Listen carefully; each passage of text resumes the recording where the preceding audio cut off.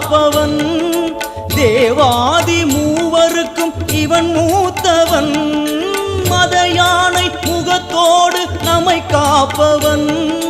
தேவாதி தேவருக்கும் இவன் மூத்தவன் ஆனந்த பவனத்தில் அருள்கின்றவன்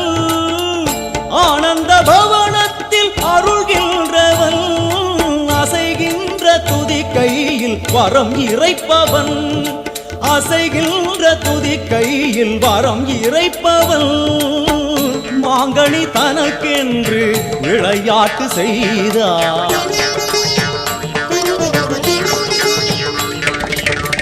மாங்கனி தனக்கென்று விளையாட்டு செய்தான் அதனாலே அதை இன்னும் உண்ணாமல் வைத்த அந்த 5 கரங்களே அபயங்கள்